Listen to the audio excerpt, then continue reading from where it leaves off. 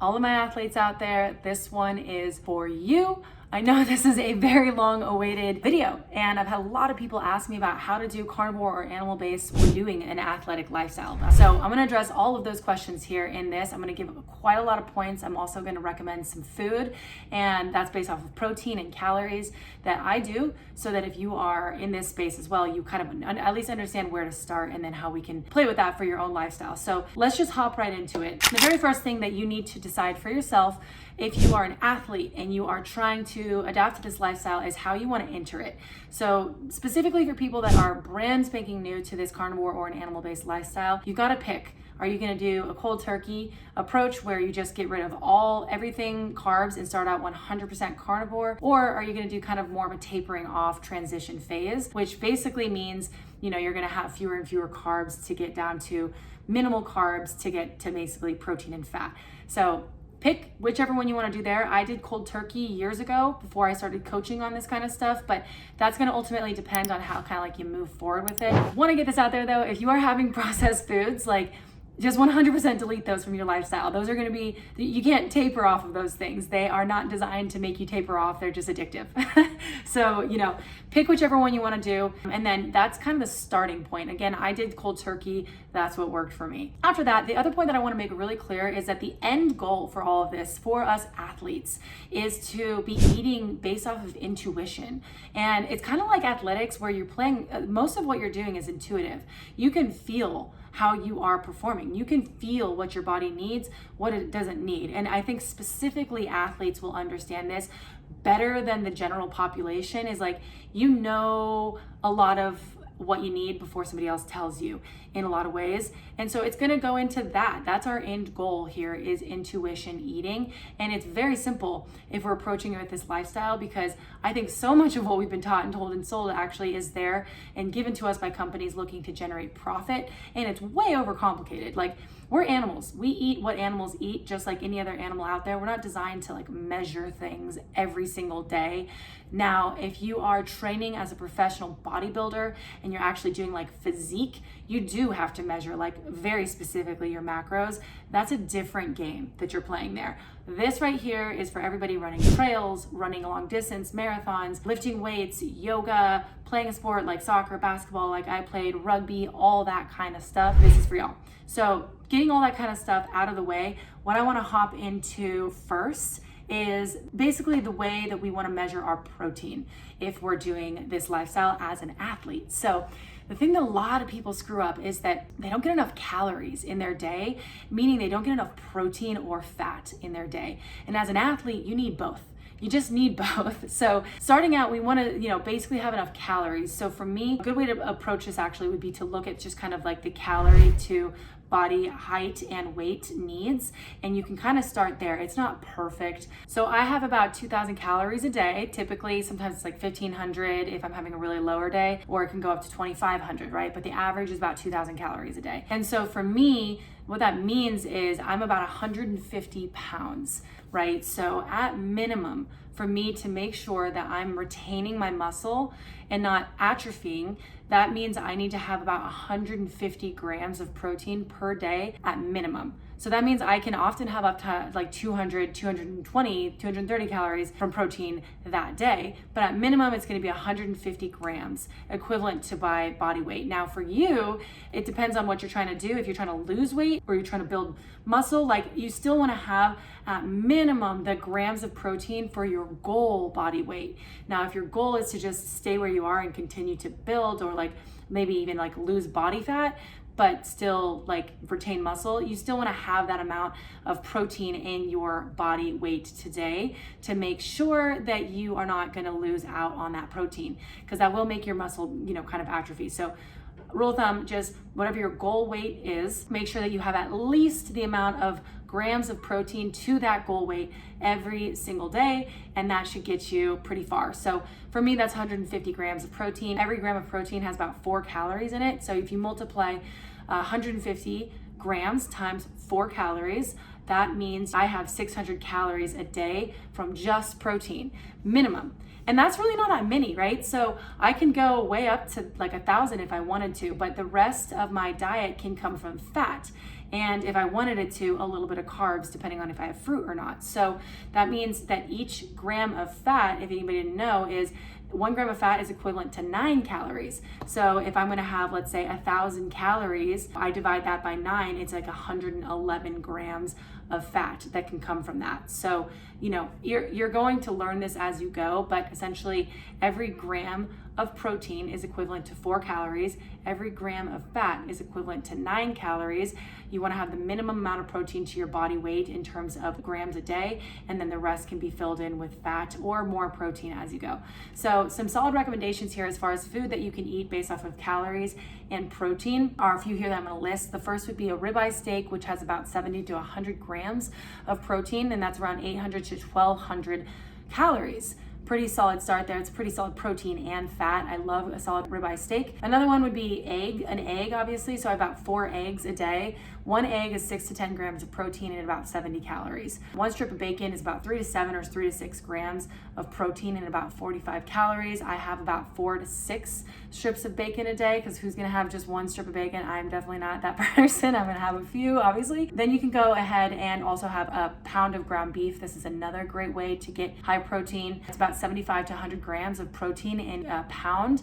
Sometimes it's even more than that. And in a pound, you can get 800 to 1,200 calories in that. So every day I'm having about a pound of ground beef in there. So a solid 1,200 calories a day and a ton of protein in there. A really good one is to have a pound of salmon, which is about 90 to 110 grams of protein and equivalent to about 900 to 1,000 calories. So all of those listed foods right there are awesome sources of protein and really good in calories. You can have a lot of them and it's gonna make you feel really good. So moving on from that, getting into the other things that we need. We really do need to get enough salt as athletes, and we need to get electrolytes, and especially dependent on the extremity of the athletics that we're doing. So getting salt is so key in this. We've been told that salt is bad for us. Salt can be bad if we're combining it with a lot of sugar, like a high sugary, high salt diet, but we're not doing that here. We're just having salt. So salt your food. You want to make sure that you get it from a trusted source. Redmond's is a great source. The reason I say trusted is that when we process our salt,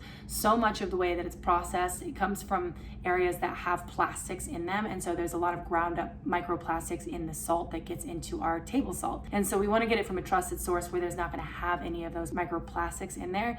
Redmond's is a really great way to go. But the other thing that we want to get is electrolytes. So do not sleep on electrolytes, you guys. This is so key. Let me tell you why. Before I started coaching on Carnivore, I was just kind of learning and going, and no one really knew what it was. It's pretty long time ago. And so I would go run trails. I would do like 10 miles, and I'd be eating mostly protein and fat.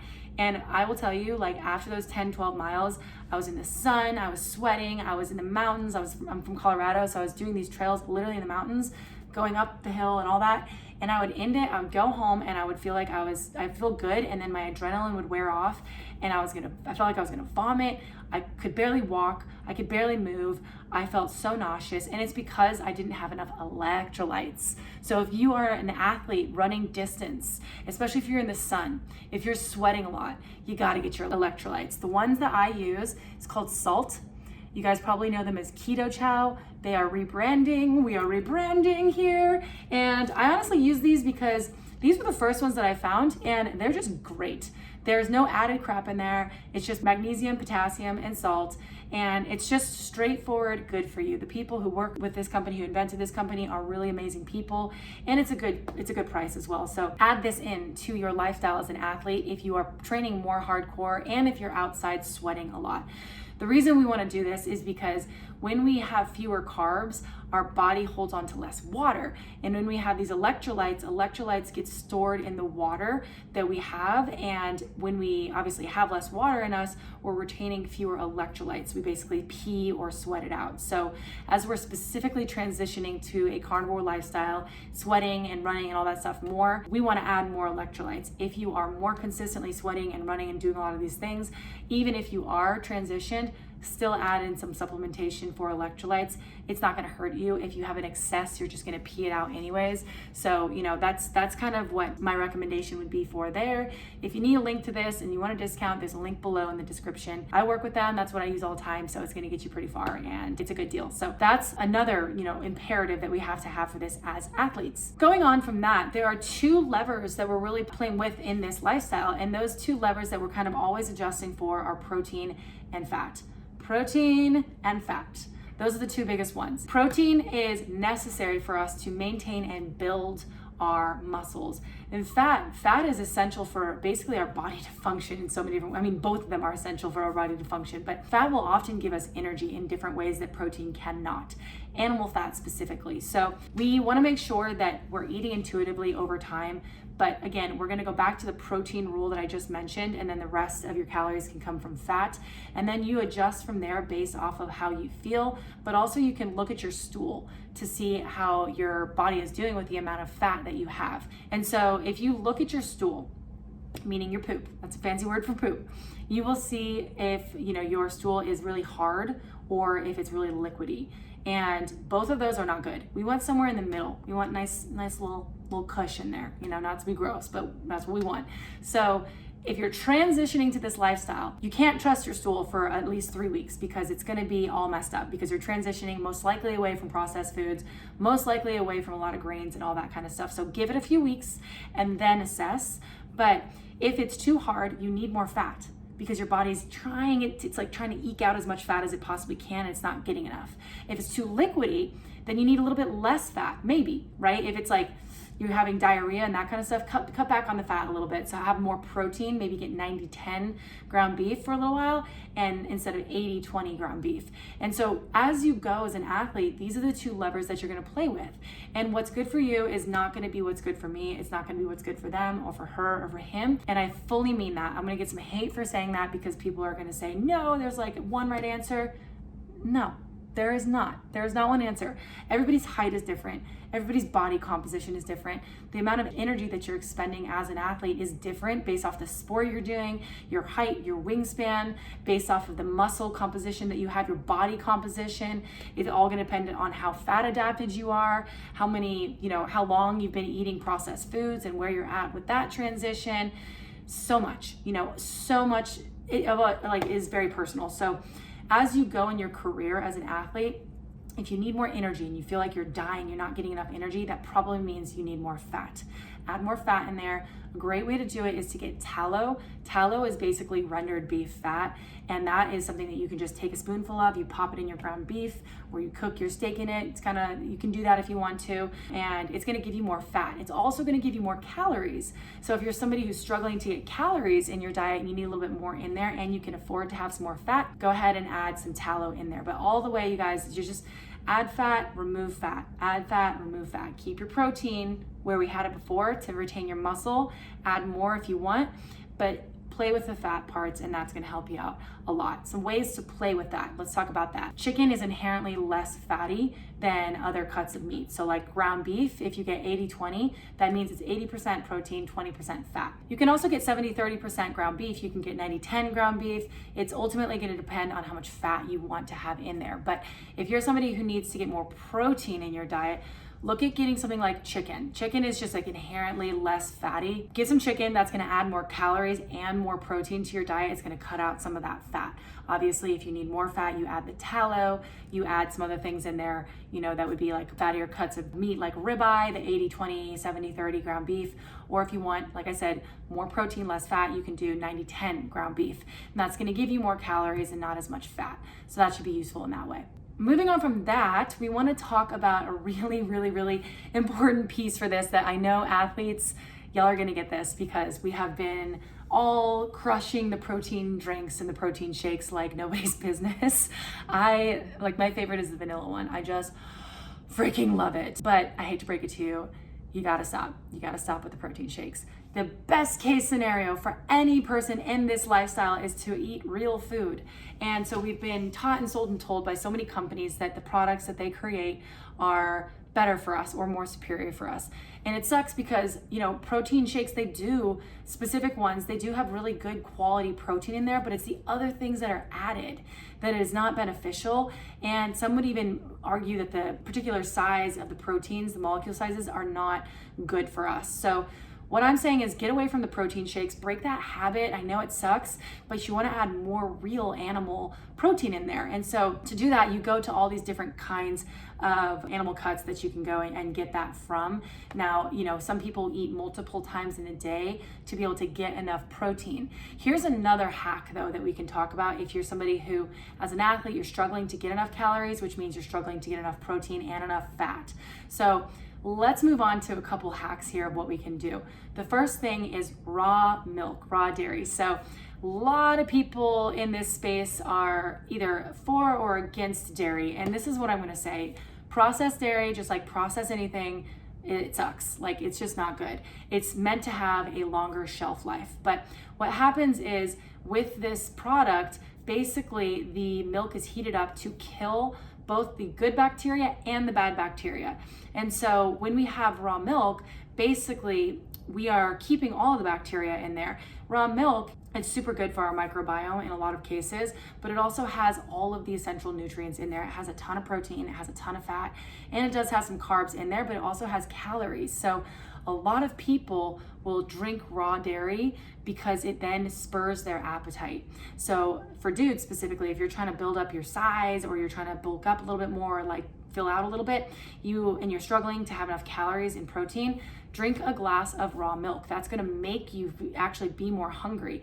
Sometimes with this carnivore lifestyle, it can be difficult to get enough calories because we get so damn full so quickly that sometimes, you know, you can't get it as much. So if you have raw milk in there, you have a glass, not only are you gonna get the protein, you're gonna get some of the fat. It's okay to get some of those carbs in that way, depending on how healthy your microbiome is and how long you've been doing this. Maybe give it a little while before you introduce that, but that's gonna give you that extra boost to be able to eat more calories so that you can build up and maintain your body composition and improve it.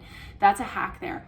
Another hack that I have implemented is, you guys are gonna be like, oh, I don't know about this one, but I'm telling you, fruit. So fruit is another one of those controversial things. There's gonna be so many people with so many different opinions on this, but we're talking about athletes here. As an athlete, if you are needing a little extra boost and you're needing to make sure that you have a little extra something in there and you're running like 15 miles, it's not gonna kill you to have a damn apple. Have an apple. The fructose is okay. It's all right for you. Now, if you're somebody who's insulin sensitive, you're fat adapted, one fruit, even a couple fruits in a day as a high achieving athlete is fine. You know, that's gonna be an okay thing. If you're gonna binge on fruit, that's a whole different thing. You don't want that. But having a metabolically healthy person having a bit of fruit as an athlete is fine. It's real food, you guys. That's the thing. So being carnivore, there's a whole spectrum. You can be carnivore, meaning you just only forever eat meat, and that's basically protein and fat.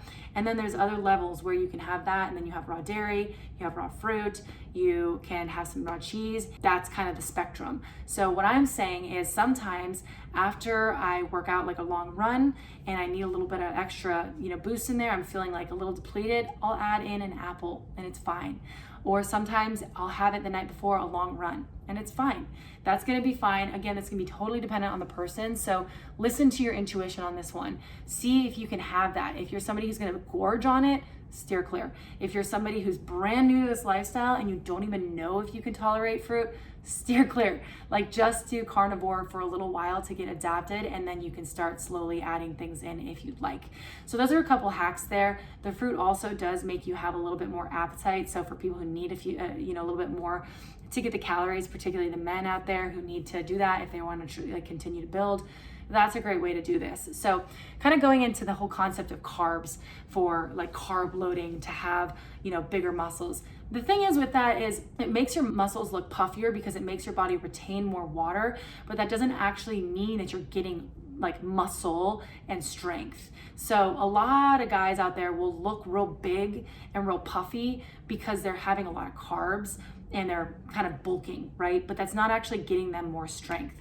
So if you are thinking that adding more carbs in that way is going to get you more strength, it's not. If you're thinking it might add more size, I do understand that, and that's where you can add in some of that raw dairy to basically give you a little bit more, but you're not ultimately going to get stronger with that. You're actually, the second you start cutting and you start cutting out the carbs is when your body like shrinks back into the way that it actually should look, which is just more lean muscle, and you're going to be the same anyways. So having a little bit more of this protein or this raw milk could be beneficial for you in terms of getting more calories and that extra boost, but don't stress about having extra carbs in there for the size, because the second you cut them out anyways, you're gonna shrink in size and it's just not even gonna matter for you ultimately. So that's what I'll say about that. It's all gonna be dependent on what you need to do there. Moving on to fasting. This is really, really an interesting one. So I actually work out fasted pretty much every single day. So I work out 3 to 4 times a week lifting weights, and then I run probably 3 to 4 times a week, about 5 miles, and then I'll do once a week about like 10 or 12 miles, so distance, doing trail running. And so for me, I typically work out without eating anything, and I usually will work out midday, usually around lunch, and then I'll eat around 3, maybe 4. Lately it's been 4. Sometimes it'll be like 2 or 1, it depends. But for a lot of people, working out fasted is beneficial because ultimately when you are fasted, that's allowing your body, if you've been doing this animal-based or carnivore lifestyle long enough, to be more fat adapted, meaning your body is using energy from its stored fat. And it's also going to allow you to be a little bit more insulin sensitive. So all of this stuff is going to ultimately benefit you in terms of the amount of energy you have to expend. What we typically have done in society is eaten a lot of carbs, particularly processed carbs like grains and snacks and all that kind of stuff that will give us a lot of upfront energy, but then that's quickly depleted after we have eaten it. So you have to keep eating it to go and stay at the same level, energy level. But for somebody who is looking at this animal-based or carnivore lifestyle, you can do away with that, and ultimately you want to fast a little bit before, because you're going to tap into those energy stores of fat, but also you're not going to release insulin into your body. So the point with insulin is really when you eat carbs, it releases insulin into the body, and insulin is a hormone. Basically, this rises your blood sugar, and so then the body introduces this insulin to help store the glucose in your muscles and your cells. And so basically, insulin essentially signals to the body that it wants to store the sugar for later on. And so it's not allowing your body, when you have insulin, to tap into that stored fat. And when you tap into the stored fat, it's kind of like this unlimited amount of energy that you can use, because it's your fat, and you're not going to run through all of that in one workout, right? So fasting, you won't spike your insulin. You're going to allow your body to tap into what it needs to tap into, and you're going to be having a much more energized workout. Obviously, don't stress if you eat before your workout and that's what happens. That's okay. It just fluctuates like that, but that's what I choose to do, and that's what a lot of other athletes choose to do, is work out fasted for those reasons. Plus, it just feels better. It's kind of gross and gnarly to like work out on a full stomach. That's not typically comfortable. You know what I mean. So that's kind of my approach there. Now, moving on to kind of what I do in my day and what I do, as far as my diet looks and why I do it. As far as my day to day and how it looks, I wake up in the morning around 5:36. I will get up and I won't eat until probably, it depends on the day. Lately it's been 4 p.m., but sometimes, usually it's like 1 or 2. But I won't eat until 1 or 2, but I work out usually around 11, and that would be lifting weights. So I'll do upper body, I'll do back, chest, my core, arms, legs, all that kind of stuff depending on the day. And I lift weights like bodybuilding style. And then I'll probably go on a 4 to 5 mile run where I'm doing like an 8-minute pace, and then I come back. And at that point, I'm usually not hungry yet. I've fasted, I've worked out, give it another hour, maybe 2, sometimes 3 hours after that, then I eat. What I eat is I want to have 4 eggs and about 4 to 6 strips of bacon. So that comes out to about 600 calories right there. I'm getting a very healthy mix of protein and fat. And then I'll give it about 4 hours till I need to eat again. And I'll typically eat 1 pound of ground beef. And I have 80-20 ground beef, so that's gonna be quite a lot of fat. That's gonna be quite a lot of protein. And so from there, what I know is I'm getting around the amount of protein. So that's gonna be about 125 grams of protein so far that I've had that day. So for me, I know I need to get about 25 grams more of protein that day. So usually I've eaten around 6 or so that night. I might now have a little bit more ground beef later on as a snack, or I might have a little bit of steak that I have left over, which is going to get me to that 25-30 grams more of protein in that day to get me to about 150 grams of protein in that day.